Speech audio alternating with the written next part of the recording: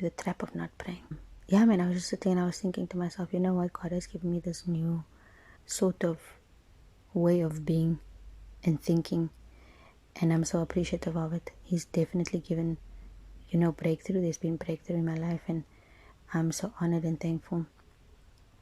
And towards certain breakthroughs and on to the next breakthrough, basically, there's been this change where I've started talking to myself in terms of what my thinking process is and how that isn't right. So, for example, I'd be going somewhere and wouldn't necessarily think to pray about it.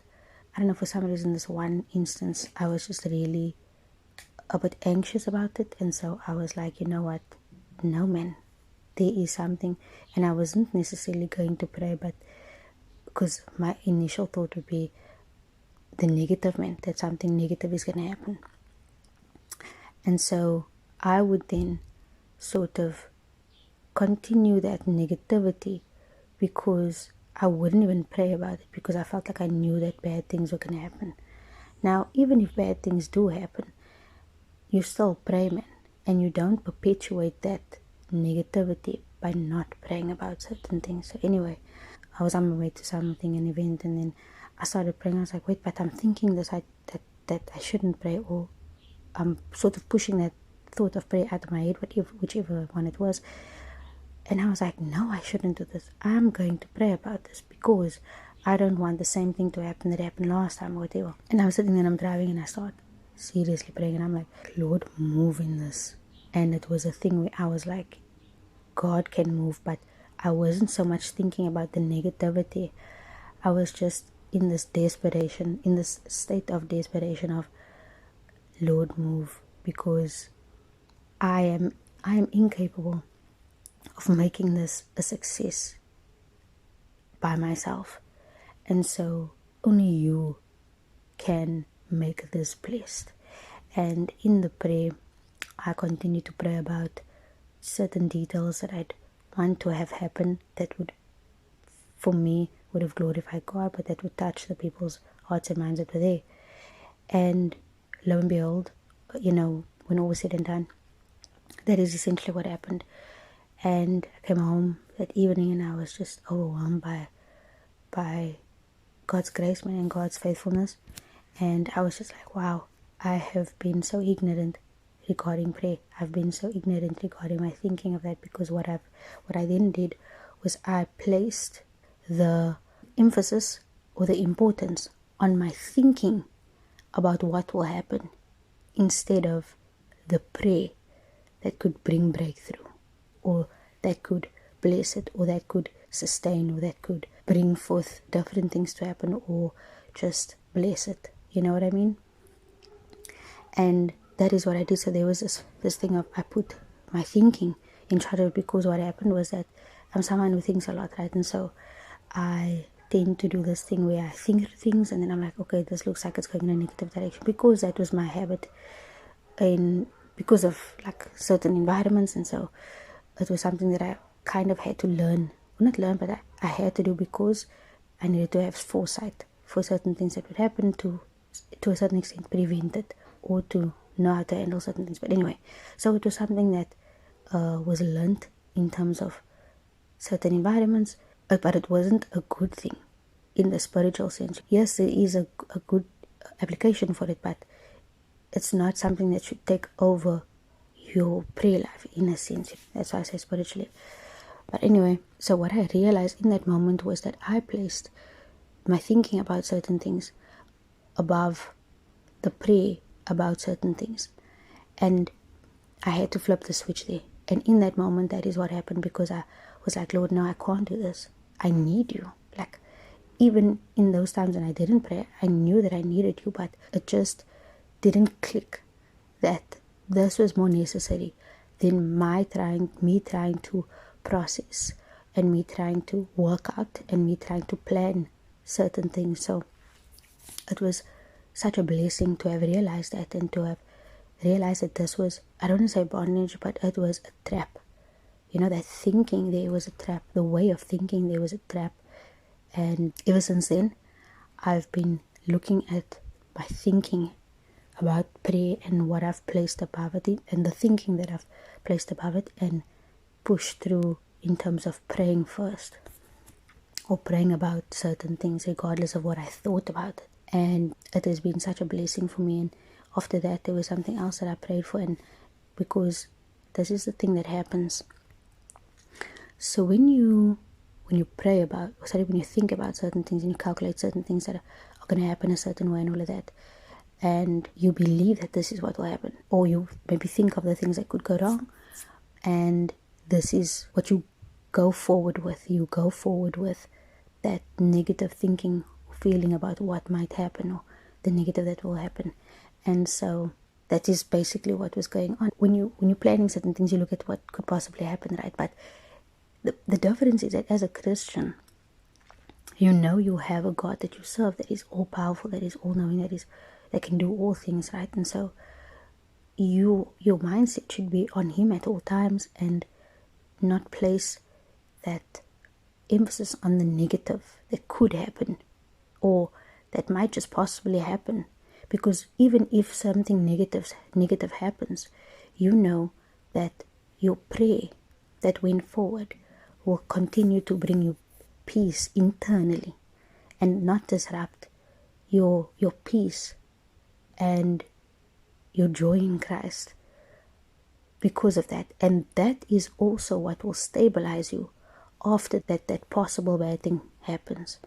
That is what will stabilize you, because if you don't have that grounding of prayer and tapping into that connection with God in everything that you do with prayer, your grounding is in your foundation is not as stable, because there is lack in that relationship with God because of the lack of communication. Because remember, God is there for everything and everything. He should be there in everything and everything if you're relationshiping with Him. Anyway, so then there's an entry point for the devil, but there's an entry point through that weakness or through that lack. So then, like I said, after that, I continued praying, man, because it was like it flipped a switch in my mind, and I was like, wow, this is insane. Because what had happened then was I started thinking of God, and I started thinking of just putting everything in His hands, and regardless of what I thought might happen, I was like,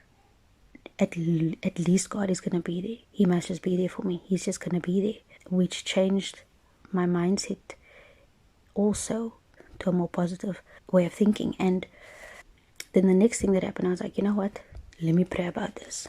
Let me pray about this. Not thinking that it's not going to happen, or not thinking that it won't be good, but having that faith in God, And so that faith then brought me to pray.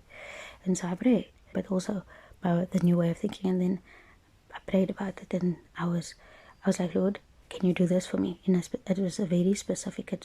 These are specific things, because what I used to do was not be specific about prayer, because I thought, if I'm too specific, then it's likely to not happen,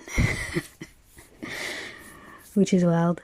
So I tended to not be specific, because it would be less likely to happen if the more specific I am. Do you see that process of thinking there? So that was a thinking problem, because I thought I was putting my thought above the communication with God, or above what God could do, essentially.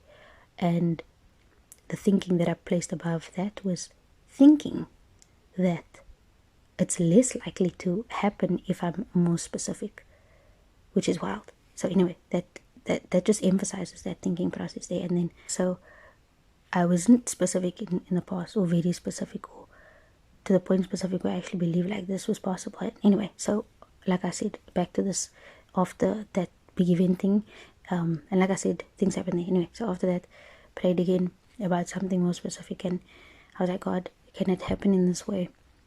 I need this thing, and I need it to happen in this way, or for it to be done in this way, so that it's going to be simpler, but just more attainable type of thing. Anyway, it happened exactly like that. And guys, if I tell you, I couldn't stop glorifying God. I was like, wow, it gives you that platform when you do those things also, to just recognize who God is and how He can do things. So you take that platform away when you when you don't also be specific in prayer, because it takes faith. And that was what was lacking, that mindset of the lack of faith, because of my thinking processes and all of that. So it's basically a lack of faith, and you remove that platform from under you of glorifying God for the things that He does in the specificities that you've asked Him for certain things. And He knows your heart, by the way. He's not going to grant everything that you pray for, of course, or at least in His time, and especially when your intent is right, when your heart is in the right place, and that's also what He looks out for. But anyway, I just wanted to point that out in terms of prayer and the mindset that of placing my thinking above prayer and what prayer can do, and essentially faith, but just that placement and that switch that needed to happen, that flip, that even though my thinking processes might not be bad, but I've become a bit more reliant on that than on God and on His promises and on what He can do. And yeah, man, I hope that this really blesses someone and speaks to someone in a serious way, because I think, but as Christians, it's important to have this. And a lot of times when you go through things and you have to struggle through it, and you rely on yourself in those moments, and in, for example, with my instance, in your thinking processes of it can become this thing that you place above God, and that needs to be reversed. It's a flip. And remember, it's an old way of thinking, it's an old way of doing things, and it's what God saves us from. And remember my previous message, it's what God saves us from. But anyway, I am rambling on here. I hope this blessed you, and I hope it continues to bless you. I hope it speaks to someone, and it just moves you to pray again, even if you're someone who already prays. God bless you. That is amazing, and that is great. But God bless you even more in your prayer life. And then for those who can maybe relate to what I'm saying, may God bless you further. May God bless your mindset and your thinking processes and your hope and your desires and your way of thinking into a positive way, into light, into His kingdom and into His ways. So may He renew your mind in that way. God bless you so much.